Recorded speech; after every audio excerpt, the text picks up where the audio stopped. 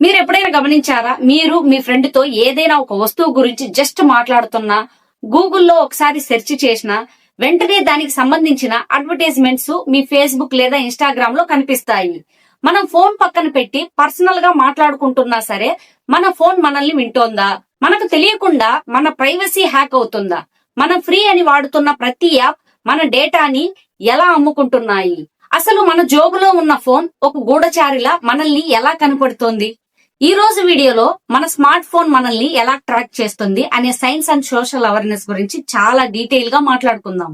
Video ఎక్కడ skip చేయకుండా end వరకు చూడండి. అలాగే మన ఛానల్ ని ఇప్పుడే సబ్స్క్రైబ్ చేసుకొని పక్కనే ఉన్న బెల్ ఐకాన్ ని గట్టిగా నొక్కేయండి.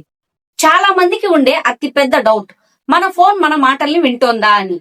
దీని వెనుక ఉన్న అసలు సైన్స్ ఏంటంటే, మనం ఏదైనా యాప్ ఇన్స్టాల్ చేసినప్పుడు దానికి మైక్రోఫోన్ పర్మిషన్ ఇస్తాం. ఈ యాప్ లో ఉండే అల్గారిథమ్స్ కొన్ని కీవర్డ్లని గుర్తుపడతాయి. మీరు షూ లేదా బిర్యానీ లేదా న్యూ మొబైల్ అని మాట్లాడినప్పుడు ఆ సౌండ్ వేవ్స్ ని డేటా కింద మార్చి సర్వర్స్ కి పంపిస్తాయి. ఇది 24 గంటలు వినదు, కానీ కొన్ని స్పెసిఫిక్ వర్డ్స్ వినగానే అది యాక్టివేట్ అవుతుంది.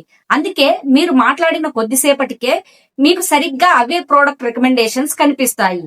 ఇది వినడానికి బాగున్నా ఇది మన పర్సనల్ లైఫ్ లోకి యాప్స్ చొరబడడం లాంటిదే.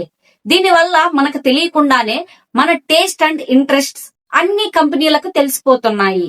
మనం మన ఫోన్ లో జీపీఎస్ ఆఫ్ చేసినా సరే గూగుల్ అండ్ ఇతర యాప్స్ మన లొకేషన్ ని కనిపెట్టగలవు.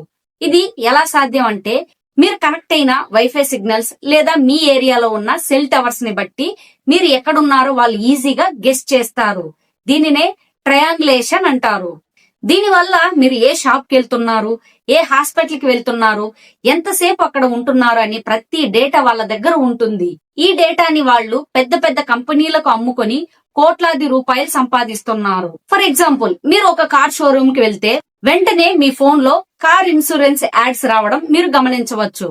మనం ఎక్కడికి వెళ్తున్నామో ఎవరికీ తెలియదు అనుకుంటాం, కానీ మన జేబులో ఉన్న ఫోన్ కి మాత్రం మన ప్రతి అడుగు తెలుసు. ఇక్కడ అసలైన ట్విస్ట్ ఏంటంటే, మీ డేటా కేవలం ఫేస్బుక్ లేదా గూగుల్ దగ్గరే ఉండదు. ప్రపంచంలో డేటా బ్రోకర్స్ అనే కొన్ని వందల కంపెనీలు ఉన్నాయి. వీళ్ల పని ఏంటంటే, రకరకాల యాప్స్ నుండి మీ ఇన్ఫర్మేషన్ ని తక్కువ రేటుకు కొని ఒక పెద్ద ప్రొఫైల్ ని క్రియేట్ చేస్తారు. మీ వయసు ఎంత, మీ జీతం ఎంత ఉండొచ్చు, మీకు ఏ జబ్బులు ఉండొచ్చు, మీకు పొలిటికల్ గా ఏ పార్టీ అంటే ఇష్టం, ఇలాంటి ప్రతి విషయం వాళ్ళ దగ్గర ఉంటుంది. ఈ ఇన్ఫర్మేషన్ బట్టి కంపెనీలు మిమ్మల్ని టార్గెట్ చేస్తాయి. మీకు ఏ టైంలో ఏ వస్తువు చూపించాలి, ఏ యాడ్ చూస్తే మీరు క్లిక్ చేస్తారు అనేది వాళ్ళు ముందే ప్లాన్ చేస్తారు. ఇది మన మైండ్ ని కంట్రోల్ చేయడం లాంటిదే. చాలా మంది ఇన్కాగ్నిటో మోడ్ లో బ్రౌజ్ చేస్తే మన డేటా సేఫ్ అని అనుకుంటారు, కానీ అది అబద్ధం. మీరు ఏ వెబ్సైట్ ఓపెన్ చేసినా ఆ వెబ్సైట్ మీ ఫోన్ కి సంబంధించిన ఒక డిజిటల్ ఫింగర్ ప్రింట్ ని క్రియేట్ చేస్తుంది. అంటే మీ ఫోన్ మోడల్ ఏంటి, స్క్రీన్ రిజల్యూషన్ ఎంత, మీ ఫోన్ ఏ ఫాంట్స్ ఉన్నాయి, బ్యాటరీ పర్సంటేజ్ ఎంత ఉంది అనేది కూడా వాళ్ళకి తెలుస్తుంది. ఈ డీటెయిల్స్ అన్ని కలిపితే ప్రపంచంలో మీ ఫోన్ కి మాత్రమే ఉండే ఒక యూనిక్ ఐడెంటిటీ తయారవుతుంది. దీనివల్ల మీరు మీ పేరు చెప్పకపోయినా సరే వాళ్ళు మిమ్మల్ని ఈజీగా గుర్తుపట్టగలరు. ఇది ఒక రకమైన సర్వేలెన్స్. దీని నుండి తప్పించుకోవడం అంత ఈజీ కాదు. మనం ప్లే స్టోర్ లో ఏదైనా గేమ్ లేదా ఫోటో ఎడిటింగ్ యాప్ ఫ్రీగా దొరుకుతుందంటే వెంటనే డౌన్లోడ్ చేస్తాం. కానీ గుర్తుపెట్టుకోండి, ఇంటర్నెట్ లో ఏదైనా ప్రోడక్ట్ ఫ్రీగా వస్తుందంటే అక్కడ ఆ ప్రోడక్ట్ మీరు కాదు, మీ డేటానే ఆ ప్రోడక్ట్. ఈ ఫ్రీ యాప్స్ మన కాంటాక్ట్స్, మెసేజెస్ అండ్ ఫోటో గ్యాలరీకి పర్మిషన్ అడుగుతాయి. ఒక టార్చ్ లైట్ యాప్ కి మీ కాంటాక్ట్స్ తో పని ఏమి? ఒక క్యాలిక్యులేటర్ కి మీ లొకేషన్ తో ఎందుకు? వన్స్ మీరు అలో అని నొక్కితే చాలు, మీ పర్సనల్ ఇన్ఫర్మేషన్ మొత్తం వాళ్ళ చేతుల్లోకి వెళ్లిపోతుంది.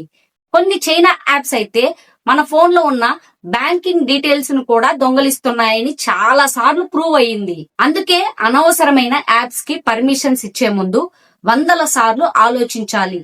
ఈ కంపెనీలు కేవలం మన డేటాని దొంగలించడం మాత్రమే కాదు, మనల్ని ఫోన్ కి అడిక్ట్ అయ్యేలా చేస్తున్నాయి. దీని వెనక పెద్ద సైకాలజీ ఉంది. మీరు ఇన్స్టాగ్రామ్ రీల్స్ లేదా యూట్యూబ్ షార్ట్స్ చూస్తున్నప్పుడు మీకు నచ్చే వీడియోలే ఎందుకు వస్తాయి?